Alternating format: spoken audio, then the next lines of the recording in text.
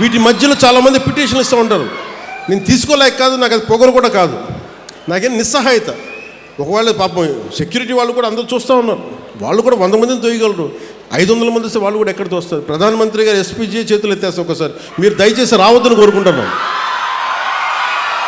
మీరు రాకపోతే మాకు చాలా సంతోషం, కానీ ప్రధానమంత్రి నన్ను కోరుకుంటారు రమ్మని చెప్పి అందరూ తప్పదు. కానీ మొన్న ఐఎస్ జగన్నాథపురం వెళ్తే ఒక ఆడపడుచు కూర్చొని రోడ్డు అందరితో మనకి కొట్లాడి పోట్లాడి, నేను ఇంకా ఆవిడ పరిస్థితి చూసి ఆపాను. ఇవ్వండమ్మా అంటే ఆవిడొచ్చి ఒకటే అడిగింది, అన్న మాకు రోడ్డు లేదన్నా ఇక్కడ.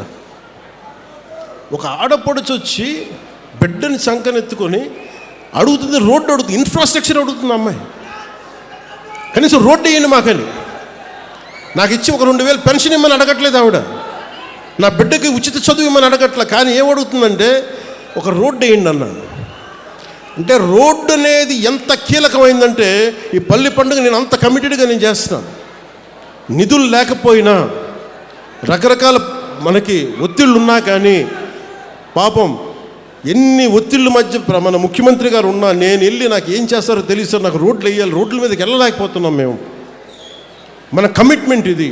అంటే పాప ఆయన కింద పడి తర్జన భర్జనలు పడి పాపం ఈరోజు మనకి ఇన్ని కోట్లు ఇవ్వగలుగుతున్నారు, అంటే కేంద్ర ప్రభుత్వం కానీ రాష్ట్ర ప్రభుత్వం కానీ.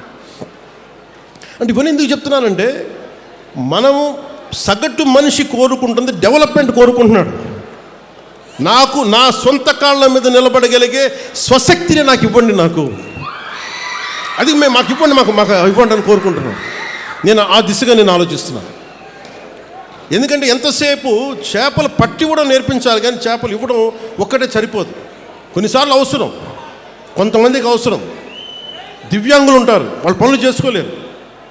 కానీ దివ్యాంగుల్లో కూడా ఎంత గొప్ప వాళ్ళు ఉన్నారంటే, నేను మన పిఠాపురంలో వెళ్తే పెన్షన్ ఇస్తే ఆవిడ తిరిగి వచ్చి, అన్న దీన్ని ఎవరికన్నా ఇంకొక లేని వాళ్ళకి ఇవ్వండి అని చెప్పి దివ్యాంగురాలు ఒక ఆవిడ వచ్చింది. అంటే ఈ స్థాయిలో ఉన్నారు మనుషులు, ఇంత గొప్ప వాళ్ళు ఉన్నారు. సో నేను కోరుకుంటుంది, మీకు బలమైన భవిష్యత్తు ఇవ్వడానికి నేనున్నాను.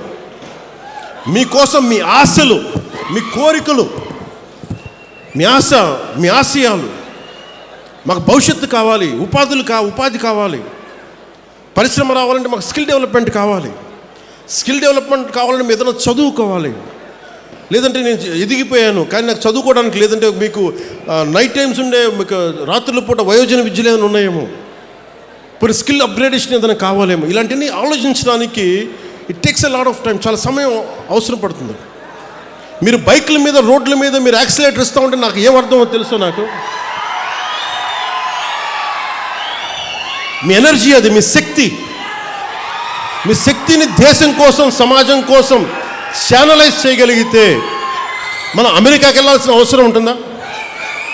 మన రాజోల నుంచి గల్ఫ్కి వెళ్ళాల్సిన అవసరం ఉంటుందా? 15,000 కుటుంబాలు రాజోల నుంచి గల్ఫ్కి వెళ్ళే అవసరం ఉంటుందా? మనకే ఇక్కడ సంపద అద్భుతంగా ఉంటే. ఇవన్నీ నేను కోరుకుంటున్న భారతదేశం, స్వయం శక్తి మీద నిలబడే భారతదేశం, ఎవరికి తలవంచని యువ భారతం నేను కోరుకుంటున్నాను. ఏ దేశానికి తలవంచని యువ భారతం. మీలో ఉన్న నిగూఢమైన శక్తిని, మీలో ఉన్న అణగారిన శక్తిని బద్దలు కొట్టి బయటికి తీసే నాయకత్వం కావాలి ఇక్కడ. ఆ నాయకత్వం ఈరోజు మీరు ఇచ్చారు. మీరు కుటుంబ ప్రభుత్వం దగ్గర మీకు అండగా నిలబడ్డారు. లా అండ్ ఆర్డర్ ఒకటి. గంజాయి, నేను గంజాయిని చూస్తూ ఉంటాను. గంజాయి ఎందుకు తాగుతారు? హై కావాలి వాళ్ళకి, ఏదో సాధించాలని. యువతకు నేను ఇదే చెప్తున్నాను, జెన్జీ యువతకి, గంజాయి మత్తులో మీరు వెళ్తున్నారు అని చాలా వీరని కాదు, జస్ట్ చేసేవాళ్ళకి చెప్తున్నాను. మీరు get into martial arts నేర్చుకోండి, కొట్లాడి బాక్సింగ్ నేర్చుకుని తిరగండి, పరిగెట్టండి. మీకు going to some kind of sports. అప్పుడు హై తెలుస్తుంది మీకు. గంజాయి మత్తుల్లో మాదక ద్రవ్యాల్లో ఉండదు. చాలా ఫ్రస్ట్రేషన్స్ ఉంటాయి మీ అందరికీ. నాకు ఫ్రస్ట్రేషన్స్ ఉండే 20s. నేను దాన్ని ఛానలైజ్ చేశాను. మార్షల్ ఆర్ట్స్కి వెళ్ళాను. నేను ఒక నిర్ణయం తీసుకొని నన్ను డిసిప్లిన్ చేసుకుంటే ఈరోజు నాకు ఇంతమంది నిలబడ్డారు. మీలో ఒక్కొక్కడు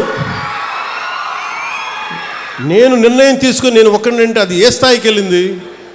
ఒక దేశ ప్రధానమంత్రి గారికి మనం కూర్చొని దృష్టిలో పడేంత స్థాయికి వెళ్ళింది.